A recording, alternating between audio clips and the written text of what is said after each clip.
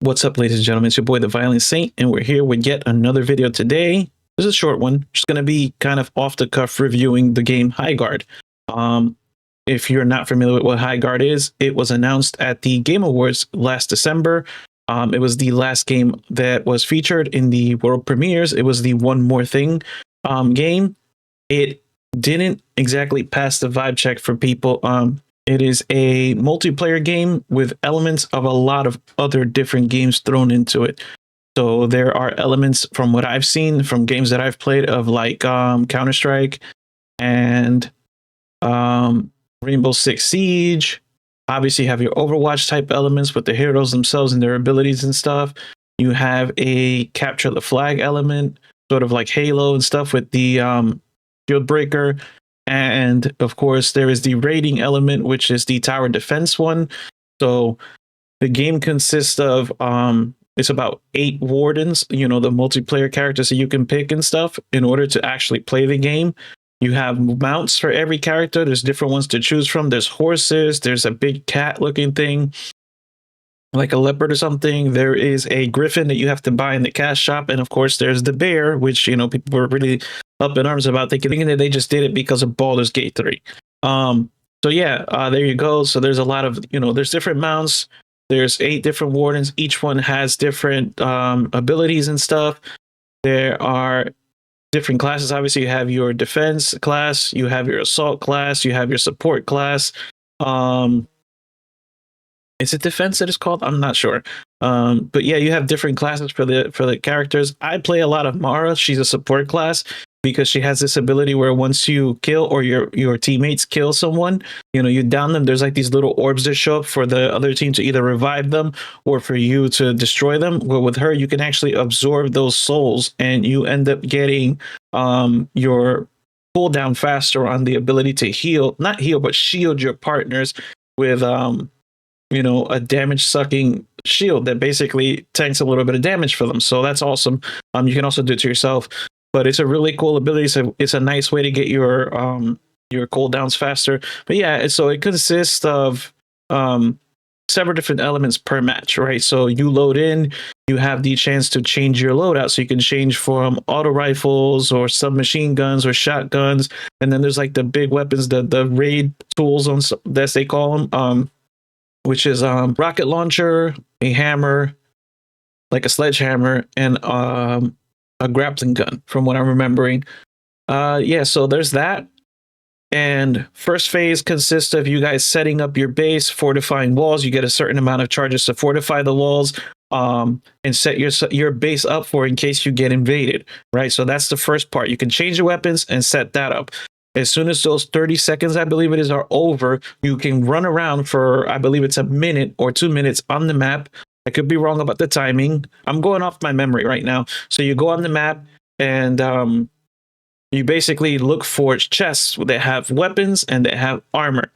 And obviously other little things like, more charges for you to blow up their walls when you try to invade their base and stuff like that. Because there's these things for that too. So you could do that. You could blow up their walls with the rocket launcher. You could put clumper mines on them and it explodes.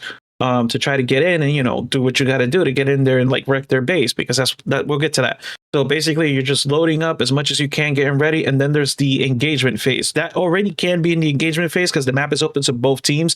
And if you end up meeting somewhere in the middle, you can fight for those resources to get yourself ready. There's also Vespa, which is this green rock crystal thing that's around the map that you can hit with your melee weapon.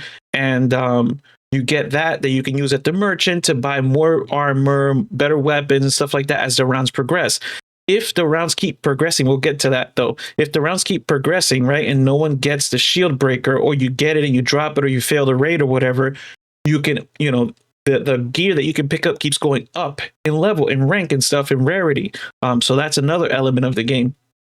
It's really hard to kind of put all this into just one video talking about it because the game has a lot of elements to it. It's got a lot of potential, in my opinion, to be something very special. So the matches consist of that. So once you guys are loaded up, whatever, the shield breaker is ready to go, you go get the shield breaker, obviously, and then you got to go to the enemy base and pick a zone for you to place the shield breaker, and then you get your tower that comes in and rams their shield on their base, and then you can raid the base, right? You have a certain amount of time to raid the base, to go and plant bombs and stuff like that, so that you could blow up their generators or the stone in the middle of it. I forget what it's called, I'm sorry, but it's this main stone that if they blow up, your base is gone, right? They also do damage to your base as they're attacking and whatnot, which also hurts your base. You have 100 HP for your base.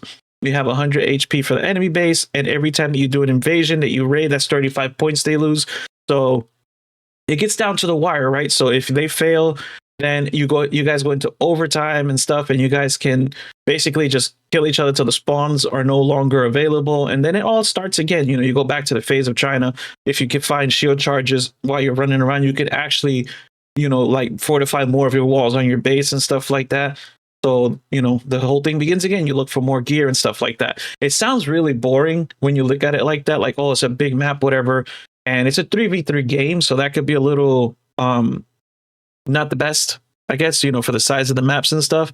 There's a map phase, obviously, at the beginning. I forgot to mention that, where you can pick which map you want to go onto and stuff, because everybody's going to get the same 4 maps, and the game recommends maps that are best for your team and stuff like that, which is cool, whatever. But you can pick whatever map you want. The other side also has the same exact choices for the maps and stuff. And then it generates the map for everybody, so that you have their base, your base, and then the middle for everyone to kind of meet up in and get the loot and all that stuff. It gets really frenetic. It gets very hectic. It gets very intense. It really does. The firefights are very intense and whatnot. Especially when you're raiding the base, and if they invade your base, right? They get the shield breaker, they make it back to your base, and they invade. You could press a button to go immediately back to your base to try to defend it, or you could stay on the ground, because once you go back to your base, you have to stay there until they invade. You can go on the ground to try to stop them from getting into your base, or like even if they're getting into the base and they manage to do the battering ram or whatever, you can kill them so they can't do anything. Because like I said, there's a life system anyway. So if they run out of respawns, they're screwed and everything starts over. What else? So there's elements. The Vespa I covered the wardens, whatnot. It's a lot of stuff. The game wasn't received so well. It launched with 90,000 players the day it came out. We did cover that. You can watch that on the YouTube channel and stuff. Where you're watching this right now. There's I have the whole stream. I have it cut up also into parts if you want to just watch certain parts of it and stuff like that. But it launched to 90,000 players, and it's lost a lot of its player base very quickly, which is unfortunate, because the game has, in my opinion, a lot of potential to be something good. It's fun. It's enjoyable. The guns feel good. The riding on the mounts feels amazing. Everything just works the way you want it to work in that aspect. Where it doesn't work is performance. Some people are having a really bad time running this game. Now, they have released several patches already since it came out a week ago. One of the patches added a 5v5 mode, which is really fun.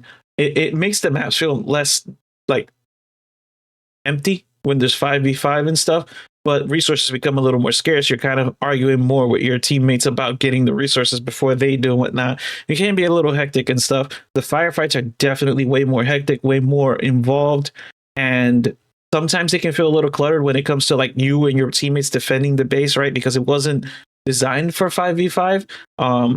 At least not that they made it seem. They made it seem as like a 3v3 game. They did add a 5v5 mode pretty much before the week was over. They've added several more modes for making your game play better and run better and stuff. Because one of the complaints I have with the game is that it runs to the point where it's like, I have a pretty beefy system, right? I'm not going to get into specs, whatever, because I'm not about to brag. It's not about bragging, whatever. I have a pretty beefy system because I do everything off one system.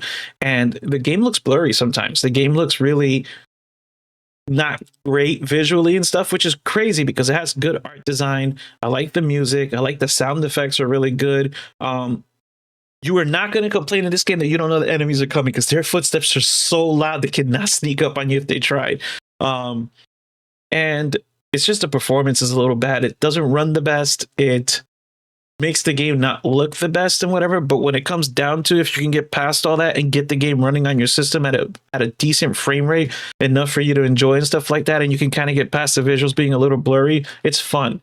Now, am I excusing the performance stuff because the game is fun? Of course not. I'm just not going to hate on it so much, not that anybody's that's complaining about it, it's not valid or whatever, but it's just like, for me, it's not that important.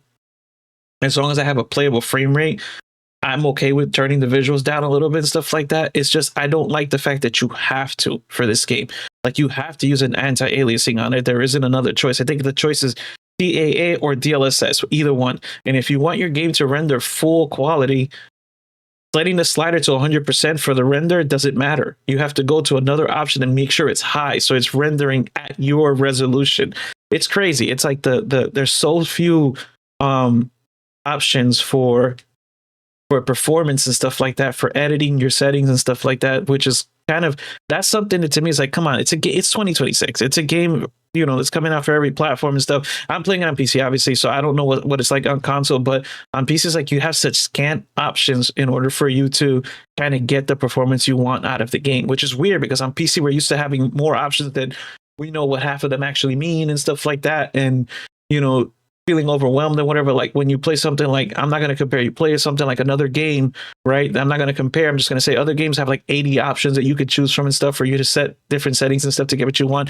That's my complaint about the game. It's literally the performance, you know, in order for you to get good performance, you don't have like great visuals or whatever. And it's fine. It's whatever. It's just you expect more from a game that came from people that made, some of the people that made Apex Legends and it made Titanfall, right? Like these guys know what they're doing. I mean, the gunplay's there. They know what they're doing. You know, they know what they're doing with that. The mount system is also very fun. I've mentioned that already. I like the way it feels. I don't like how long it takes for your ultimate to charge, right? Like maybe it's just because I'm not killing enough people, which I don't know if that's the case or not, but the ultimate takes a long time to charge. Like all in all, it's a good game. It's not a great game. It's not like the next generation of multiplayer shooter like they made it seem. It's a good game with a lot of different elements of a lot of other games that needs to do something to find its own identity and stand out in the pack of all of these other games that are out at the moment. You can't just be like, well, it's free to play. It's whatever. There's a lot of games that are free to play, right? Like, so you have to make sure that you stand out. And that was what hurt this game, right? Was it didn't seem like it stood out at all. You didn't understand what was going on. And the first trailer that you saw at the Game Awards actually showed you everything and showed you nothing at the same time. Like you saw all the elements, but you had no grasp of what all that stuff meant when you got into the game. Like it didn't do that for you, you know? I feel like what would have been best for the game so that it didn't have the critical fan reception that it's had, because obviously the media is loving it and whatever, but you can't really trust the media. Like, you know, maybe they got paid off. I don't know. Not saying anybody did, whatever, but the media is always kind of like, they don't like us, the gamers and stuff. They just think we're always wrong and whatever. So like, screw the media. When it comes to the gamers, some people are hate bombing in and stuff, and I get it because they didn't like the initial, you know, reaction. Like, I mean, first impressions are important. Very important, and this game kind of fell flat in that aspect. Like the first impression didn't really do anything for the game. I feel like what would have been better for this game is if it had not been shown at the Game Awards. It would have been a shadow drop like they planned it all along, apparently. And most importantly, it wouldn't have come out as a full release. It should be a beta right now, so that people can wrap their heads around it, and it'd be a little bit more forgiving of any rough edges, including like the performance and all that stuff. Because it's a beta. At that point, you could give them feedback and whatever, and they can improve the game and get it out in a working state that everybody could enjoy once it's a 1.0. You know what I mean? But they didn't go that route. The game is out. It is what it is. People are reacting the way that they react. My personal opinion, if I had to number it, which this is a very informal review. I don't know what I'm doing, but I'm trying my best here to like make content for you guys. If I was to give it a score, it's a solid either 6.8 or 7.0 out of 10, in my opinion. You know, it's not the greatest thing, and it's also not the worst thing. It's not the worst game of 2026, excuse me. That's still Code Violet. But yeah, guys, let me know what you think in the comments. I know this was a little rambly and off the cuff. I don't know how to do reviews. I don't know what format you guys would want me to do. Let me know how you feel. If you liked it, give it a like. Subscribe and make sure you hit the bell. That way you get the notification, you don't miss any of the content. And let me know if you want to see more reviews from me, and more importantly, what kind of reviews you want to see. Do you want to see something a little bit more like structured? Because I did this off the cuff, just kind of rambling, as you could tell from all the rambling I did. Really off the cuff. I just wanted to talk about how I feel about the game. It's not like an official review. It's more like an impression/review video. So thank you guys for watching. Let me know how you feel. Like, comment, subscribe. And if you'd like, come by a stream sometime. We're live Tuesdays, Wednesdays, and Fridays on Twitch and here on YouTube. So you can pick where you want to watch, guys. That's it. That's all I got for you today. Thank you so much for watching. Hope you enjoyed. Have a good one, guys. Peace out.